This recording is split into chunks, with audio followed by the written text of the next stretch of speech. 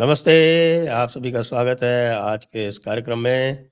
और आज हम बात करने जा रहे हैं देश की समसामयिक विषयों पर। हमारे साथ हैं हर्ष कुमार जी। स्वागत है आपका हर्ष जी। धन्यवाद सर, नमस्कार। तो साहब, आपके मित्र राजदीप जी जो है वो बड़े एक्टिव हो रहे हैं। वो कह रहे हैं कि ये जो सोरोस वाला मामला चल रहा है ये बड़ा गड़बड़ है। क्या बात है? राजदीप जी की बात नहीं सुन रहा है कोई?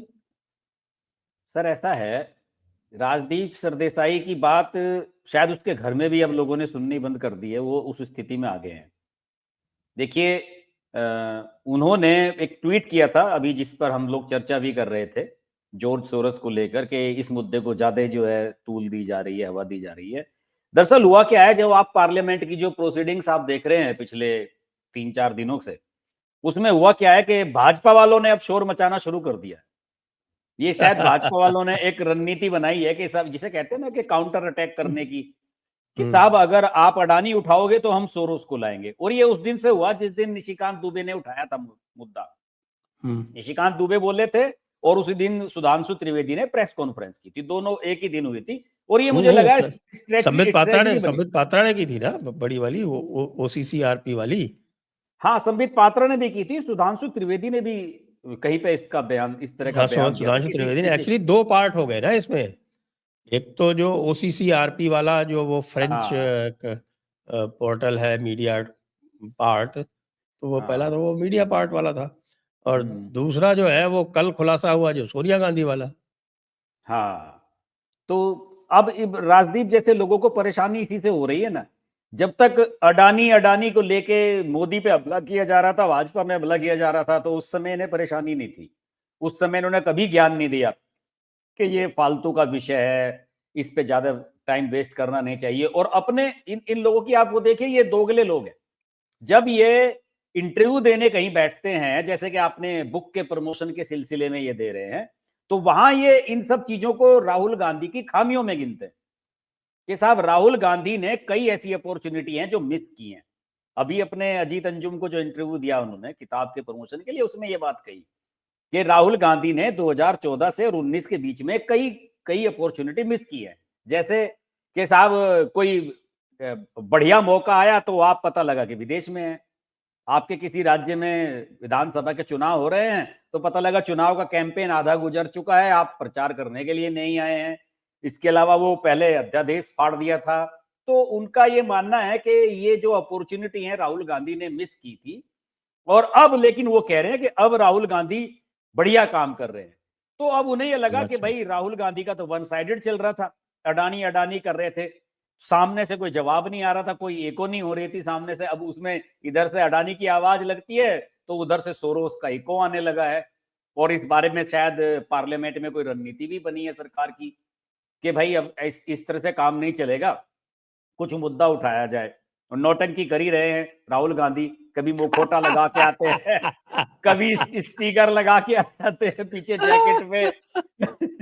ये मतलब मैंने तो इस पे एक वीडियो भी बनाया था, नौटंकी साला इनकी। मैंने कहा इन्होंने जो है पार्लियामेंट को नौटंकी बना दिया है और कोई तौर तरीका, इनको तमीज किसी बात की है नहीं। अभी देखिए संविधान पे बहस होने वाली है 13-14 तारीख में, आप सुनिएगा वो सुनिएगा। अच्छा, इस पे भी बड़ी मजे की बात है, बहस के लिए इनको कोई और मुद्दा भी नहीं मिला कांग्रेस वालों को। संविधान पे बहस करेंगे, उसमें तो मारे जाएंगे बुरी तरह से। सर संविधान पे तो ये सोचते हैं ना कि हम संविधान की किताब उठाए घूम रहे हैं ना, संविधान के रखवाले समझ रहे हैं ना तो खुद को, तो उठा के घूम रहे हैं संविधान की किताब। तो ये तो इसलिए जो है अपने आप को हीरो बनना चाहते हैं कि यार इसी बहाने से ही कुछ काम मिल जाए हमको। हाँ, तो ये लोग तो जो है ना बहाना ढूंढ रहे हैं ना किसी न किसी तरीके से। अब 3-4 दिन तक तो इन्होंने तमाशा किया। और देखिए इसमें सबसे बड़ा जो मेरा मानना है कि इनिशिएट किया वो अखिलेश यादव ने किया। राम गोपाल यादव, इन सब लोगों ने इस खुल के जो ये कहना शुरू कर दिया है ना कि ये बिना वजह का अडानी का मुद्दा जो उठाया जा रहा है इसको हम सपोर्ट नहीं करते हैं। और उन्हें लग रहा था कि हमारा संभल वाला मुद्दा ज्यादा इंपॉर्टेंट था। तो जब इनके गठबंधन के अंदर से आवाजें आनी शुरू हुई है ना, तब उनकी थोड़ी जो है वो ज्ञान अब खुला है इन्हें।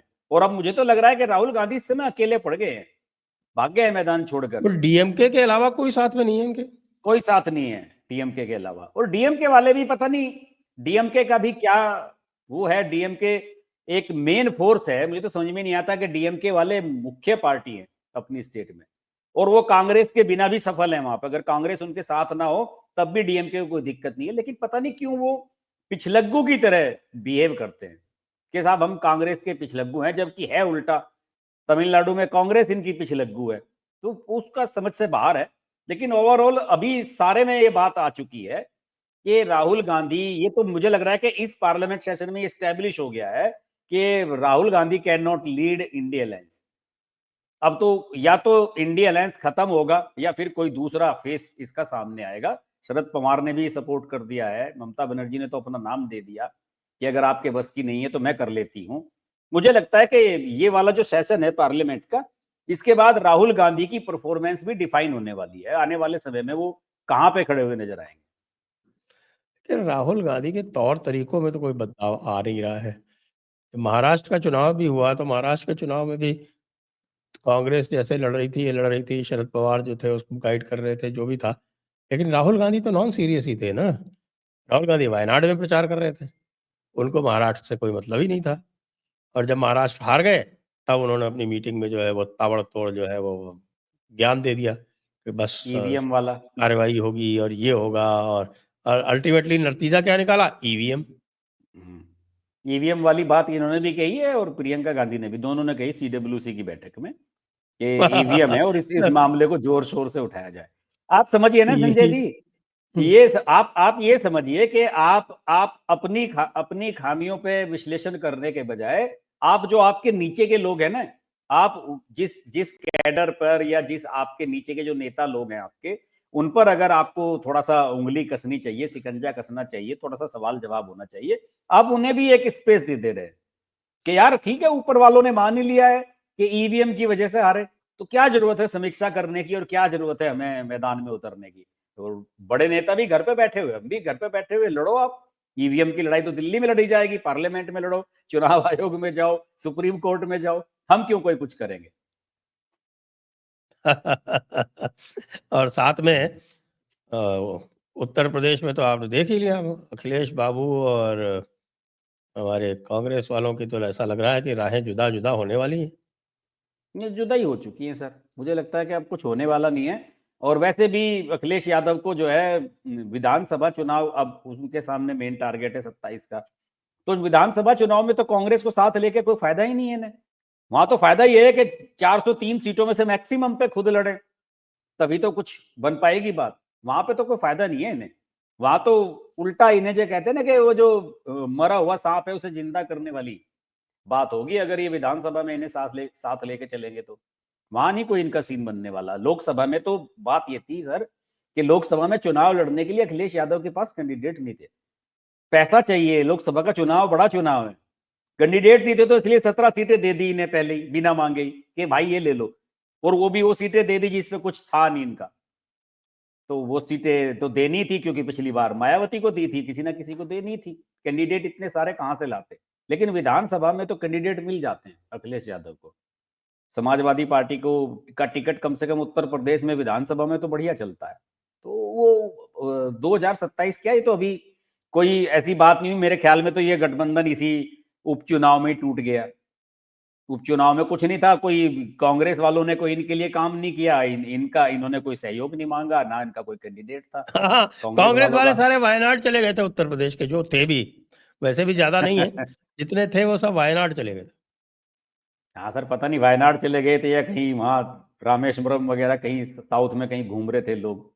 चले तो जाते हैं कि हम प्रचार करने के लिए जा रहे हैं, लेकिन वे लोग प्रचार करने जाते हैं नहीं, ये तो कोई जानता नहीं है। कांग्रेस में तो ये परंपरा पुरानी रही है, ये तो घूमने फिरने के लिए भी लोग जाते रहते हैं, ये फील्ड में तो काम करते नहीं है।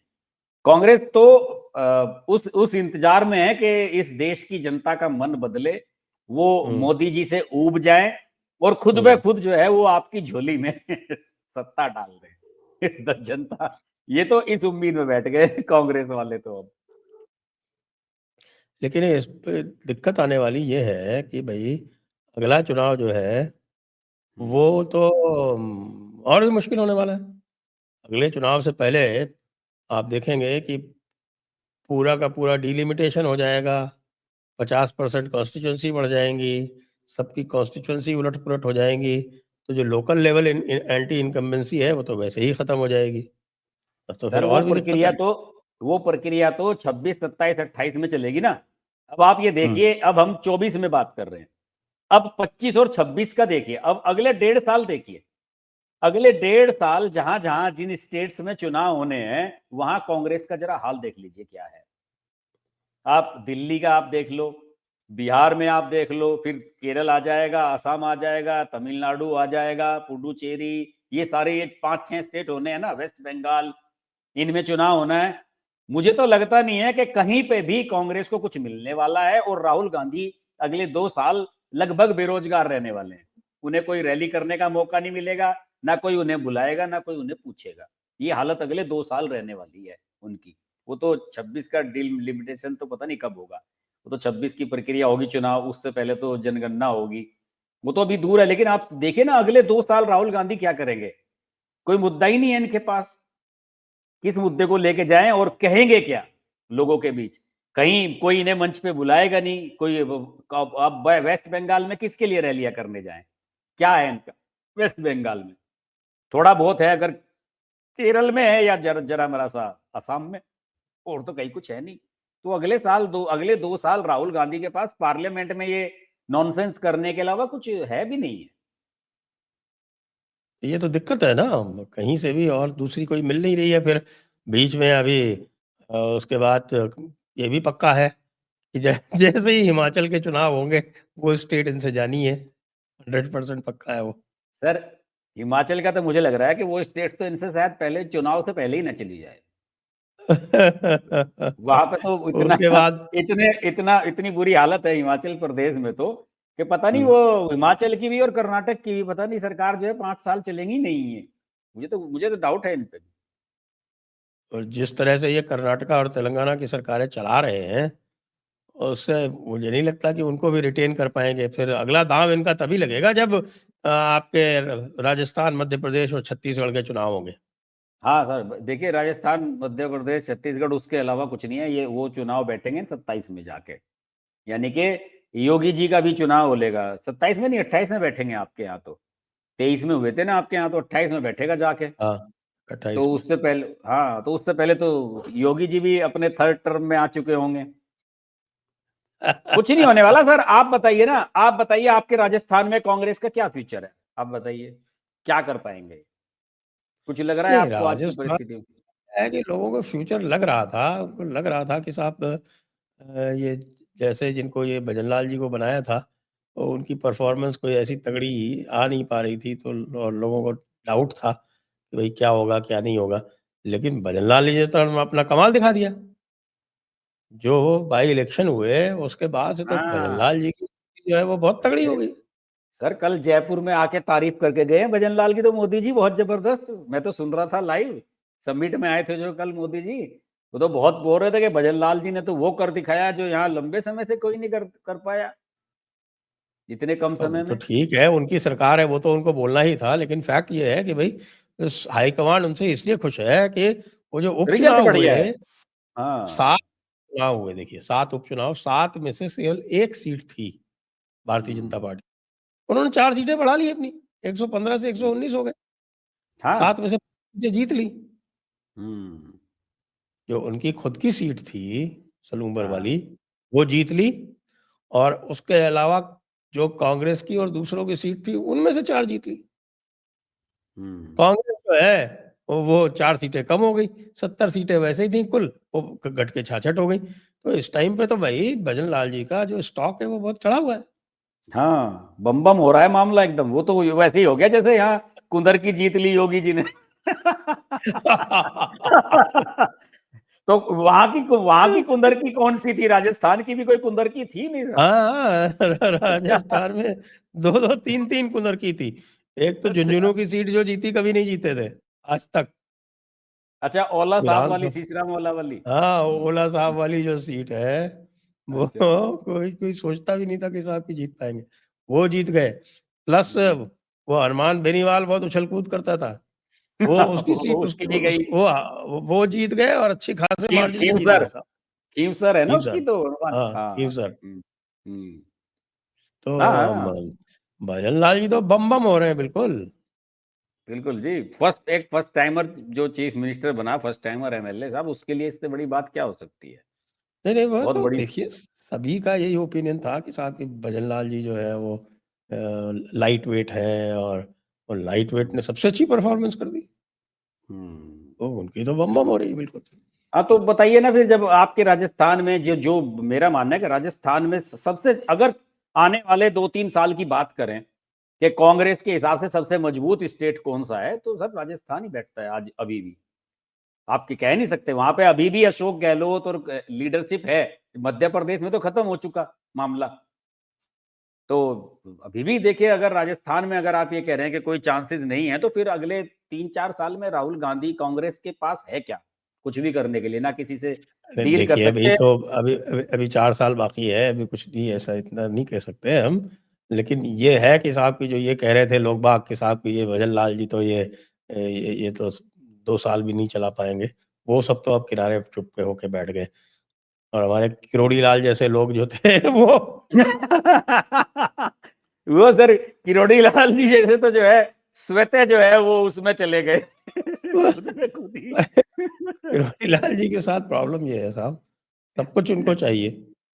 और अब आप ये हाँ, देखिए, दौसा की सीट है जो बीजेपी की तरफ से ट्रेडिशनल ब्राह्मण सीट मानी जाती है, उस पे भी जाके उन्होंने दावा ठोक दिया। और कांग्रेस ने उनके सामने जो है वो एक दलित खड़ा कर दिया, जनरल सीट पे। हम्म, जनरल सीट पे एससी वर्सेस एसटी हो गया, तो हम्म, एससी एसटी में खाई हो गई, और वहाँ ब्राह्मणों ने वोट नहीं दिया किरोड़ी लाल मीणा को, तंग हो गए थे, 2 बार से मीणा बन रहा था वहाँ पे। हाँ, हाँ, हाँ, तो ऐसी स्थिति बना दी कि अगली बार दौसा भी बीजेपी की झोली में आके गिरेगी। हम्म, सही बात है। और किरोड़ी ये लाल जी जो थे, वो समस्या पैदा कर रहे थे भजन लाल जी के लिए, वो जो है वो उनको जनता ने साइडलाइन कर दिया। वो सभी के लिए समस्या करते थे, उन्हें राज्यसभा भी चाहिए, लोकसभा भी चाहिए, विधानसभा में भी टिकट सबको चाहिए। चाहिए साहब। उनको जो है वो अपने लिए भी सीट चाहिए, अपने भतीजे के लिए भी सीट चाहिए, अपने भाई के लिए भी सीट चाहिए। मतलब वैसे हाँ, तो वंशवाद की बात करती रहती है भारतीय हम्म, जनता पार्टी, लेकिन किरोड़ी लाल जी के सामने पूरी तरह से ब्लैकमेल होने के लिए तैयार बैठी रहती। हाँ, सही कह रहे हैं आप, सही कह रहे हैं। तो इसलिए साहब राजस्थान भी सेफ हो गई। अच्छा, हम्म, एमपी में तो अब इनकी कोई पार्टी ही नहीं बची है। ऐसा लग ही नहीं रहा कि एमपी में ये कुछ कर एमपी पाएँगे। में तो बिल्कुल साफ है साहब, एमपी में कुछ नहीं बच रहा है वहां पे, कुछ नहीं है, बहुत छत्तीसगढ़ साफ। ज़रूर पलटता रहता है, अब छत्तीसगढ़ में क्या करेंगे, ये छत्तीसगढ़ में भी ये कुछ कुछ समय बाद तो मुझे ऐसा लग रहा है, देखिए वहाँ सबसे बात मेन इन इन राज्यों में सर जिनकी हम बात कर रहे हैं ना, मध्य प्रदेश और ये राजस्थान, इनमें हम इसलिए भी तो कांग्रेस पार्टी आ जाती है। देखिए कोई स्टेट लेवल की पार्टी नहीं है, जैसे सपा है, बसपा है, या और राज्यों में जो क्षेत्रीय दल है, यहाँ इन दिन यही 2 स्टेट बचते हैं जिनमें कोई जो क्षेत्रीय दल इतनी पावरफुल पोजीशन में नहीं है। तो इसलिए मजबूरी है, लोगों के पास ऑप्शन नहीं है, या तो कांग्रेस या बीजेपी। इसलिए इनमें भी कांग्रेस नजर आती है, वरना जहां क्षेत्रीय दल है वहां देखो ना, बिहार में कोई नहीं पूछता, बंगाल में तो खत्म हो गए, डीएमके के पीछे लग गए। सब जगह हालत यही है कांग्रेस की। तो अगले 2-3 साल करेंगे क्या ये लोग? बेकार बैठेंगे। अब तो दिल्ली का चुनाव लड़ेंगे ना। दिल्ली के चुनाव में तो असदुद्दीन ओवैसी ने बवाल मचा दिया है। ताहिर हुसैन को टिकट दे दिया उसने मुस्तफाबाद हुँ, से, हुँ। और उसकी पूरी फैमिली को घर पे बुला के उनका बड़ा मान सम्मान करा। अपने इस जो सांसद आवाज है उसी पे बुलाया उन्होंने। एक दंगे के जो आरोपी है, उसको उसकी फैमिली को बुला के वो सम्मान कर रहा है, और उसने वहां से टिकट दिया है। और ये जो सीट है जहां से टिकट दिया है, ये आम आदमी पार्टी ने जीती थी, और जगदीश प्रधान बीजेपी के हारे थे 20,000 वोट से मेरे ख्याल में, इस वाली सीट से। तो अब यहाँ पे 2-3 मुसलमान लड़ेंगे, तो बीजेपी का काम वैसे ही आसान कर देंगे। ये मुस्तफाबाद जैसी सीट भी हारने के चक्कर में फिर रहे हैं इस बार। तो दिल्ली में ये तो जो बड़ा इन्होंने इंटरेस्टिंग अपनी हो। जो लिस्ट जारी की है साहब, जी, और अभी तक 31 नाम इन्होंने जारी किए हैं, और हाँ, 11 31 एक में 20 एक, हाँ, और उसमें से 16 16 के जो टिकट हैं, काटे हैं। टिकट काटे हैं और 10 की सीट बदली है। हाँ, सही बात है। तो क्या इंडिकेशन है? देखिए ऐसा है सर कि दिल्ली में आम आदमी पार्टी जब से बनी है, इनके यहाँ एक ट्रेंड रहा था कि जब भी ये टिकटों का ऐलान करते थे, ये बिल्कुल जब चुनाव डिक्लेयर हो जाते थे उस समय सूची जारी करते थे, क्योंकि क्या था कि टिकट लेने वालों की लाइन लगी हुई थी। पिछले 2-3 चुनाव में आम आदमी पार्टी के टिकट की बड़ी डिमांड थी। कोई भी काउंसलर हो, बीजेपी का पूर्व विधायक हो, कांग्रेस का पूर्व विधायक हो, बसपा का कोई बड़ा नेता हो, सब लोग जो है, सबको आम आदमी पार्टी का टिकट चाहिए था। लेकिन इस बार स्थिति बिल्कुल बदल गई और पिछले 1-1.5 साल में ही ये चेंज आया है। जब से केजरीवाल, सिसोदिया ये सब जेल होके आए हैं और ये शीश महल और ये सब जो मामले सामने आए हैं, उसके बाद आम आदमी पार्टी का टिकट पकड़ने के लिए कोई तैयार नहीं है।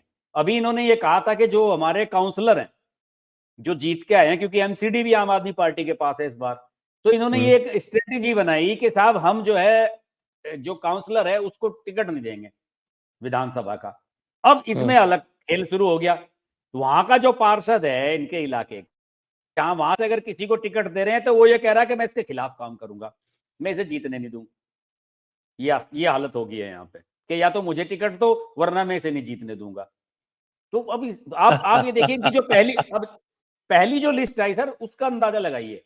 पहली लिस्ट जब जारी करते हैं तो वो ऐसी सीट की जारी करी जाती है ना कि जो सीनियर लीडर्स हैं, जिनके टिकट बिल्कुल पक्के हैं, जिन पे कोई संदेह ही नहीं है कि साहब हम इनके टिकट फाइनल करते हैं, कि साहब मनीष सिसोदिया हैं या केजरीवाल हैं या फिर रामनिवास गोयल हैं, स्पीकर हैं, ऐसे ऐसे लोगों के हम टिकट डिक्लेयर करें।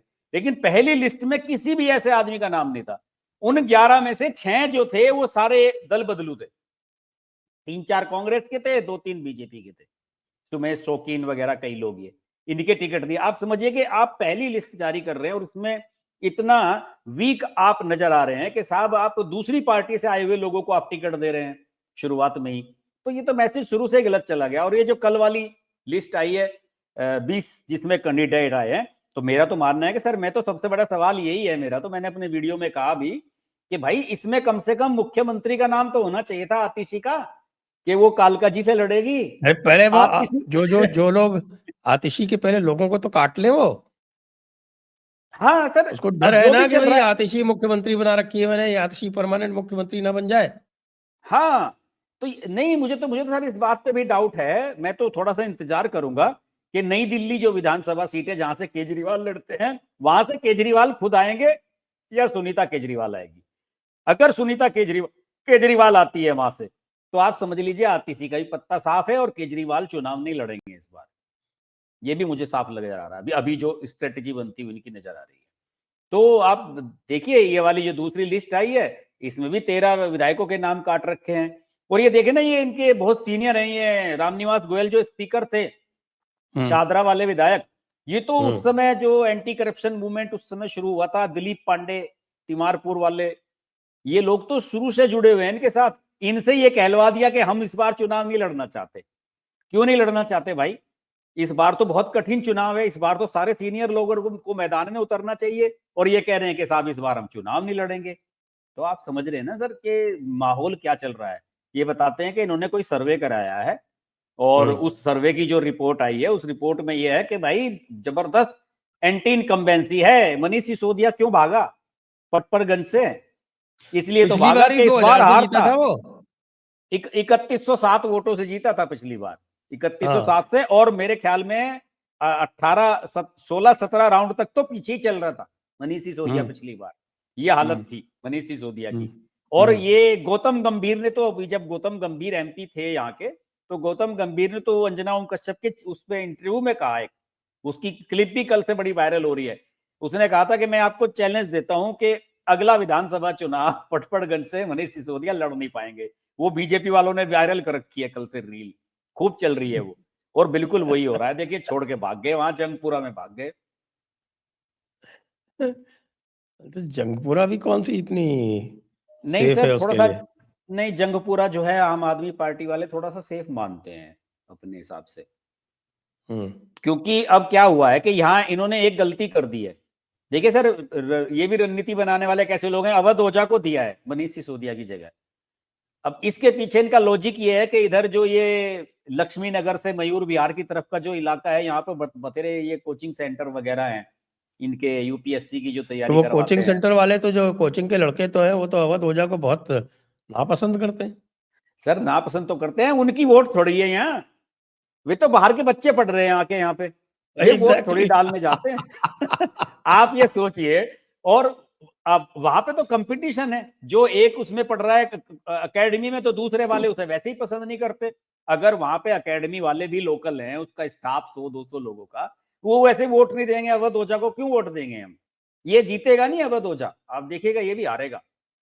ये तो एक टोपी बैठाई है इनके सिर पे, और इन्हें, इनकी ये बिल्कुल रणनीति एकदम गलत है। और दिल्ली में सर, इस समय दिल्ली में इन यूपीएससी की तैयारी कराने वाले कोचिंग सेंटर्स के संचालकों के खिलाफ ऑलरेडी एक एंटी इनकम्बेंसी चल रही है। लोग इनसे बड़े नाराज हैं। वो जो घटना हुई थी जिसमें बच्चे डूब के मर गए थे, उसके बाद से लोग इन्हें पसंद नहीं कर रहे कि ये सब जो है पैसा ले रहे हैं बच्चों को, और उल्लू बनवा रहे हैं, करते कुछ है नहीं, इनसे कोई फायदा नहीं है।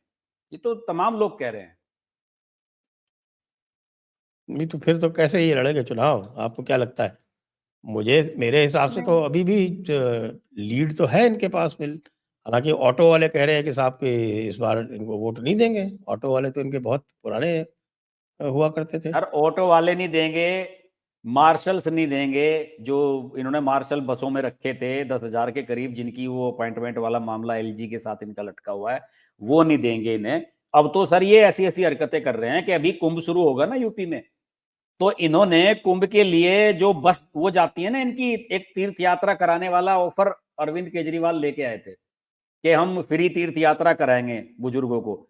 तो ये बता रहे हैं कि उसकी बुकिंग्स इन्होंने अभी से करानी शुरू कर दी है, कि जिन्हें फ्री जाना है यात्रा के लिए वो अपने अभी से बुकिंग करा लें, उसमें एडवांस बुकिंग। तो वो चारा फेंक रहे हैं खासतौर से महिलाओं को कि भाई आपको हम वहां कुंभ घुमा के लाएंगे, प्रयागराज लेके जाएंगे फ्री, क्योंकि जिस समय कुंभ हो रहा होगा उसी समय विधानसभा का चुनाव चल रहा होगा दिल्ली में। तो ये इस तरह के हथकंडे अपना रहे हैं अभी तो। और सबसे ज्यादा परेशानी इन्हें उस बात से हो रही है कि वो जो वोट कट रहे हैं रोहिंग्याओं के इनके जो बांग्लादेशियों के, इन सबके जो वोट कट रहे हैं ना, ये बड़े भारी संख्या में, एक एक उसमें जो है हजारों हजारों वोट कट गए हैं एक एक विधानसभा क्षेत्र में। बीजेपी वालों ने कटवाए हैं खूब, ये देखो, ना इनके पास घर है, ना कुछ है, ना आधार कार्ड है, और सबके जो है पता नहीं कैसे कैसे इन्होंने वोटर आईडी बनवा दी है। बहुत भारी संख्या में कट रहे हैं, ये बड़ा मुद्दा होने वाला है। तो ये आप ये बताइए सर, हरियाणा का जब विधानसभा चुनाव आया था, जब कोई कुछ कह रहा था बीजेपी को, सब यूं कह रहे थे कि बिल्कुल एकदम केक वॉक होने वाली है, हुड्डा वापिस आ रहा है, बस तय ये करना है कि बाप सीएम बनेगा या बेटा बनेगा। सर दिल्ली में मुझे तो सीन पलटता हुआ नजर आ रहा है। अभी से ही जो इनकी 2 लिस्ट जारी हुई, इसके बाद तो मैं श्योर हो गया हूं कि आम आदमी पार्टी में टिकट पकड़ने के लिए कोई तैयार नहीं है। और जो नेता लोग होते हैं उन्हें सबसे पहले जनता की भावनाएं जो होती हैं उस पता लग जाती हैं कि भाई काम माहौल किधर चल रहा है। पिछली बार आपका क्या आकलन था? नहीं सर, पिछली पिछली बार आम आदमी पार्टी का बम बम था मामला। एक तो सीएए वाला मामला चल रहा था सर, उस समय शाहीन बाग का धरना चल रहा था, कई घटनाएं इस तरह की चल रही थी उस दंगा भी समय हुआ था। कि दंगा तो सर चुनाव के बाद हुआ था। दंगा तो चुनाव का रिजल्ट आने के बाद हुआ था, जब डोनाल्ड ट्रंप आए थे, एकदम चुनाव हुए और उसके 10-12 दिन 15 दिन बाद ही दंगा हो गया था, वो बाद में हुआ था। लेकिन सीए वाला और शाहीन बाग वाला मामला चल रहा था, और सर मुसलमान बहुत पोलराइज था इनकी तरफ। इस बार नहीं होगी वो बात, कांग्रेस की तरफ भी गया है मुसलमान, और ये ओवैसी जैसे ये लोग भी घुस रहे हैं, तो मुसलमान बहुत श्योर नहीं है। अब जैसे यही है ताहिर हुसैन जिसको टिकट दे रहा है असदुद्दीन ओवैसी मुस्तफाबाद से, ये आम आदमी पार्टी का काउंसलर था, तो इसे टिकट आम आदमी पार्टी को देना चाहिए था कि भाई कोई बात नहीं, जेल में है, हम तो जेल में रहते हुए ही उसको टिकट देंगे। तो मुसलमान ये भी तो बात देखते हैं ना सर, कि भाई आपका आदमी जो है उसके काम कौन आ रहा है। अब असदुद्दीन ओवैसी ने कहा कि हम उसके साथ हैं, जब बैरिस्टर साहब उसके साथ हैं तो फिर उन्हें, वो आम आदमी पार्टी को वहां क्यों वोट देंगे लोग। तो बड़ी विकट स्थिति इनकी कई जगह पे होने वाली है इसी तरह की। वरना शाहदरा से वो रामनिवास गोयल जी का, जिनका टिकट इन्होंने मना करवाया है, वो अगर लड़ते तो वो बढ़िया आदमी है, उनकी क्षेत्र में लोकप्रियता है सर, वो जीतते वहां से। लेकिन ऐसे ऐसे लोगों को भी किनारे कर रहे हैं, पता नहीं क्यों।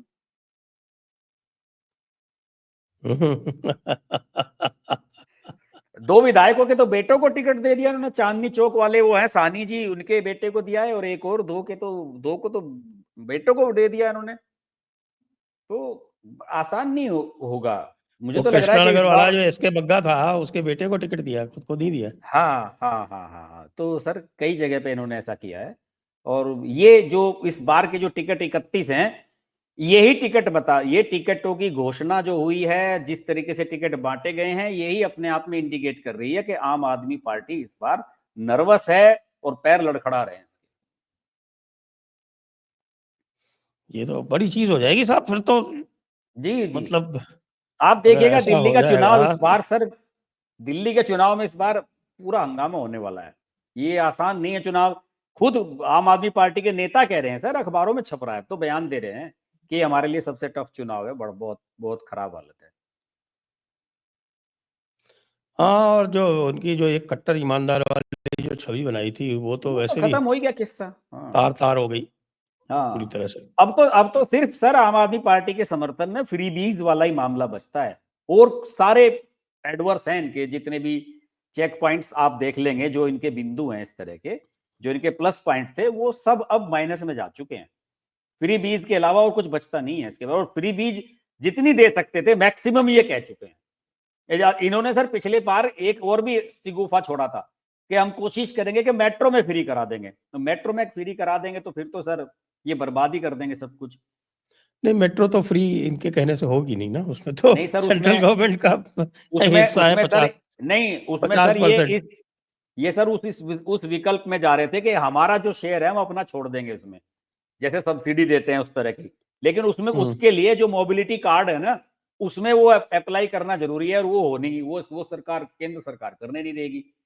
ये करवाना चाह रहे थे उसमें कि हम अगर इतने की यात्रा करिए आपने 50 रुपए की, तो 25 रुपए आपके अकाउंट में वापस आ जाएंगे, कुछ इस तरह का कराना चाह रहे थे। टेक्निकल किसी प्राइवेट कंपनी से उन्होंने बात भी की थी, तो लेकिन वो जो है उसके लिए एक्सेस चाहिए, गवर्नमेंट का सेंटर का एक्सेस चाहिए, वहीं से लिंक लेना पड़ेगा, वो बात बन नहीं पाई, क्योंकि वो तो बिल्कुल ही रॉन्ग मैसेज जाता, फिर तो सारे देश में ये कहानी शुरू हो जाती, वो हो नहीं पाएगा।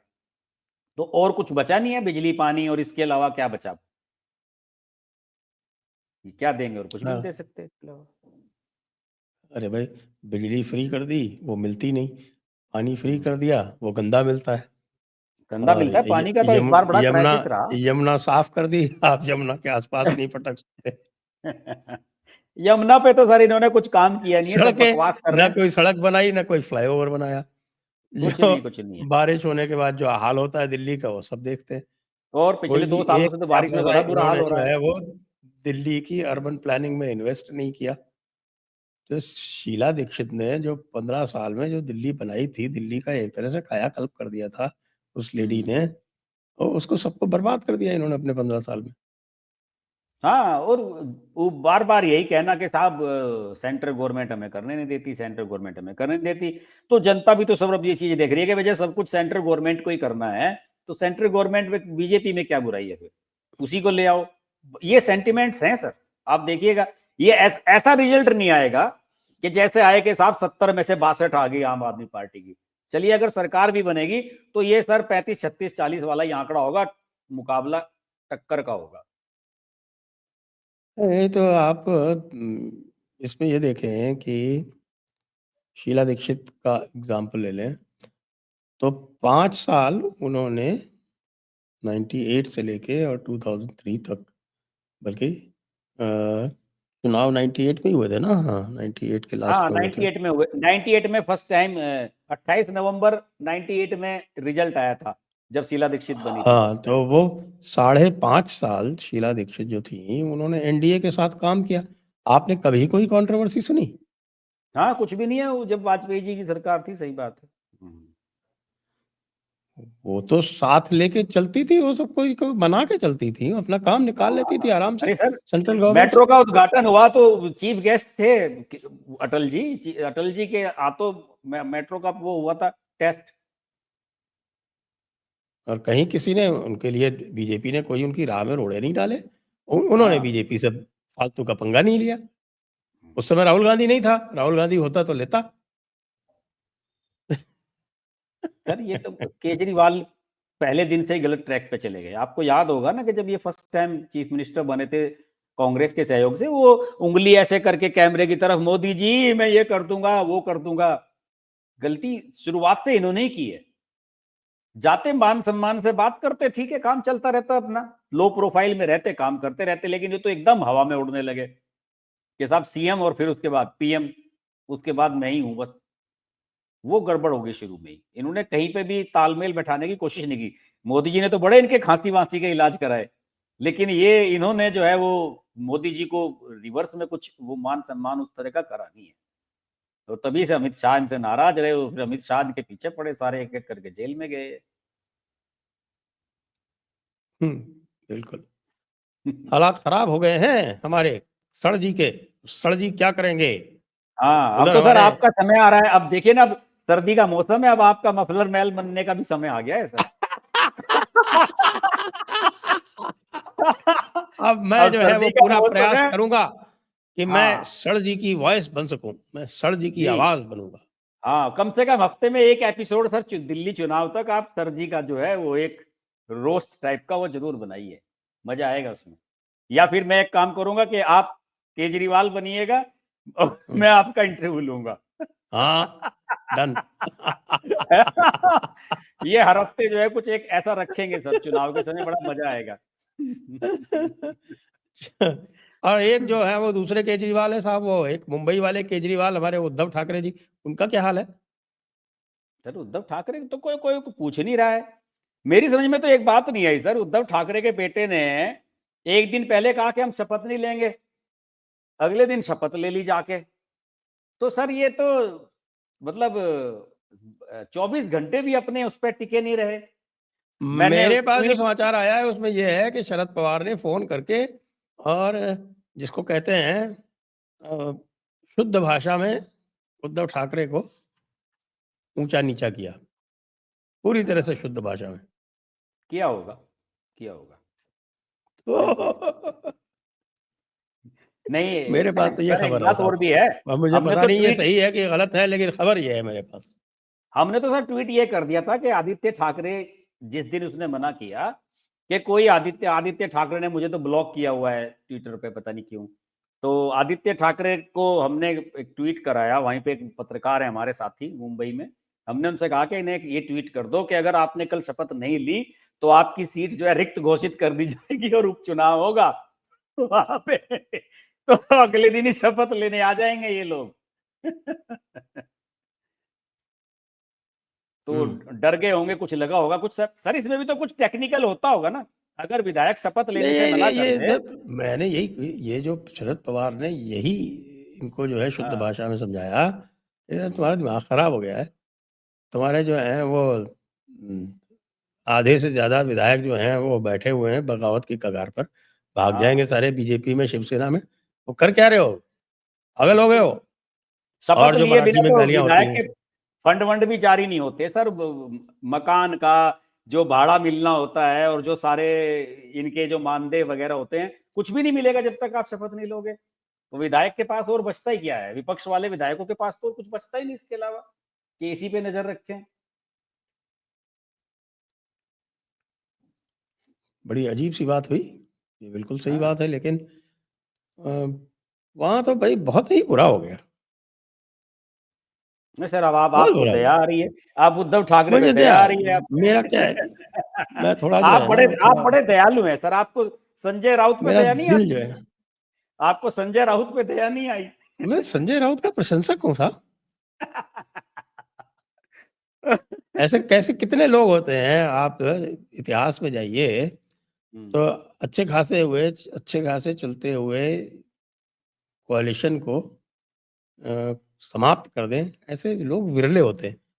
जैसे एक राजनारायण था, याद है आपको? चौधरी साहब के अनुमान थे वो। हाँ, वो राजनारायण था, उसने जनता पार्टी खत्म कर दी। बिल्कुल बिल्कुल। ऐसे ही आपके इधर देख लीजिए, जब वीपी सिंह की सरकार बनी थी, वो तो खैर पहले दिन से ही डुलमुल थी। हम्म, वो तो चलती तो कैसे चलती। तो उसको जो है वो देवीलाल जी ने जो है उसकी बैंड बजा दी। फिर एक और बनी थी वो देवेगौड़ा वाली, उसकी सीताराम केसरी ने निकाल दी। वैसे ही ये एमवीए जो है इसका संजय राउत, तो ये लोग जो है इतिहास में स्वर्णाक्षरों में लिखे जाएंगे, क्योंकि ये जो इस तरह की जो बेमेल सरकारें हैं वो जनता के लिए उचित नहीं है। तो ये जनता के लिए एक प्रकार से मैं कहूँगा कि वरदान बन के आए। बिल्कुल, ये संजीवनी लेके आए और उससे जो है संकट से उबारा लोगों को। हाँ, बिल्कुल। आजकल संजय राउत दिखाई नहीं दे रहे, पता नहीं कहाँ हैं, अरे कैसे क्या नहीं, कर रहे कल हैं? जोरदार उसने प्रेस कॉन्फ्रेंस करी है। नहीं सर, वो वहां तो करते रहते हैं, इधर दिल्ली में एक्टिविटीज पार्लियामेंट वगैरह में तो कुछ नहीं दिखाई दे रही संजय राउत की। इनके तो बड़े लाले पड़ गए सर, ये तो प्रियंका चतुर्वेदी, संजय राउत, ये तो अगली बार राज्यसभा के एमपी भी नहीं बन पाएंगे सर। इनका तो स्ट्रेंथ ही नहीं बची इनकी बनवाने वाले लायक। जब भी नहीं, चुनाव होगा तीनों वहां पार्टी बीजेपी तीनों इन्हीं के तीनों बनेंगे पार्टी मिलके एक सांसद भिजवा सकती है। सर। उसमें उसमें भी फंडा करवा लेते हैं ना, उसमें ये करते हैं अमित शाह वगैरह कि वो राज्यसभा का जो सांसद होता है उस इस तरीके से उसका मैनेज करते हैं कि वो एक ही सीट का चुनाव हो, और जब एक सीट का चुनाव होगा तो जो फर्स्ट प्रायोरिटी का वोट जो है वो सत्ताधारी के पास ही जाएगा। अगर 3 4 5 सीटों के एक साथ हो तब तो सबको बारी आती है ना सर। वो 2 2 साल जिनके रह रहे होते हैं, अमित शाह सबको 1 बाई 1 मैनेज करते रहते हैं कि भाई तुम इस्तीफा दो और हम चुनवाते हैं तुम्हें, तुम बीजेपी के बन जाओ। ये तो कई जगह किया है इन लोगों ने। आप समझिए ना सर कि अगर 5 5 सीट खाली होंगी तब 5वें का नंबर लग सकता है इनका, लेकिन अगर एक एक करके चुनाव होगा तो फिर तो सर हर बार इन्हीं का होता रहेगा, नहीं, नहीं, नंबर हर ही नहीं बार तो आएगा ऐसे इनका। ऐसे ऐसे नहीं होता है, क्योंकि जो उनके जो टर्म फिक्स्ड होते हैं ना, अगर बीच में अगर आप किसी को मान लीजिए 3 साल बाद किसी को रिज़ाइन कराते हैं, तो उसका जो उपचुनाव होगा वो 3 साल के लिए ही होगा, वो 6 साल के लिए नहीं होता। वो तो होगा, लेकिन सर तो इसलिए वो जब वो टर्म के टाइम पे जो एक साथ जो चुनाव होते हैं वो तो उतने ही होंगे। तो इनके टर्म में जो 3 चुनाव आएँगे उसमें ये 3 सांसद चुनवा सकते हैं। लेकिन पता नहीं कैसी क्रॉस वोटिंग हो जाए, वहाँ तो हर बार देवेंद्र फडणवीस क्रॉस वोटिंग करवा लेते हैं। और क्या सर, यहाँ इनके 20 विधायक है, क्या नाम, शिवसेना वालों के 20 में से 6 ने भी उधर दे दी तो काम वैसे ही खराब हो जाएगा इनका। तो ये तो एक एक बार, और सर ये तो तीनों कट मारेंगे। वो कहेगा कि हमारा शरद पवार वाला कहेगा कि हमें चाहिए राज्यसभा की सीट। शरद पवार का भी तो टर्म खत्म हो रहा है, पता नहीं वो भी जाएंगे नहीं। बड़ी मारा मारी होने वाली, बड़ी खराब स्थिति होने वाली है एमबीए वालों की। बहुत जनता ने वहां की इतना स्पष्ट मैंडेट दिया है कि इन्हें आगे के लिए भी मुंह दिखाने लायक नहीं छोड़ा कहीं।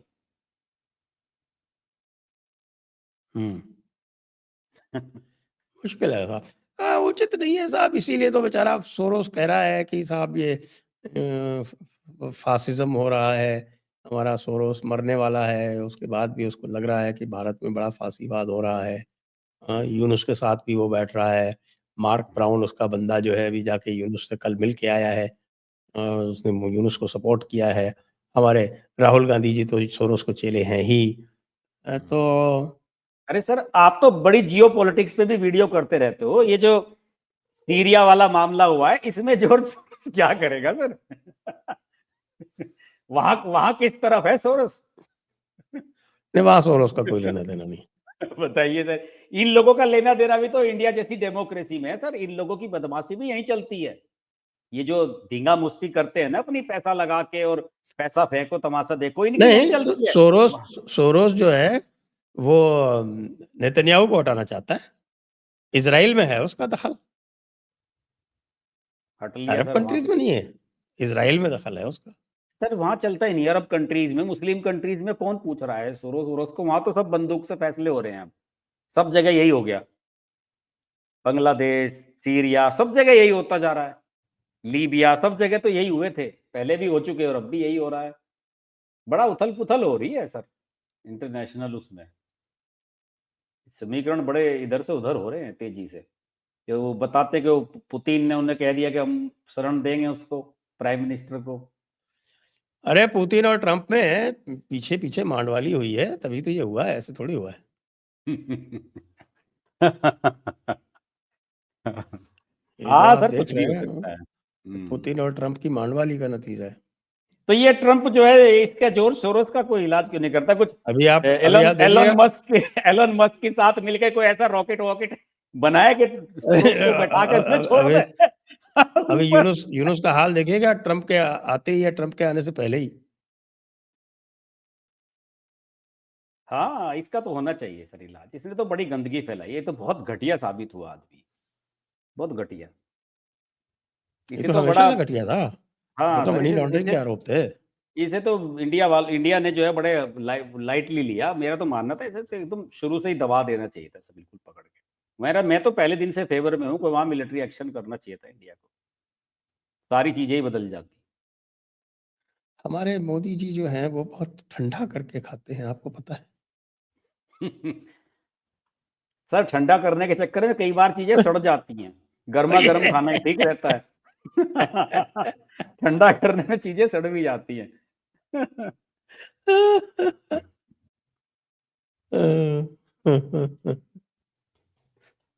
तो आइए आज की चर्चा को विराम देते हैं यहीं पर। सभी दर्शकों को बहुत बहुत धन्यवाद, हर्ष जी को बहुत बहुत धन्यवाद। जय हिंद, जय भारत, वंदे मातरम। नमस्कार।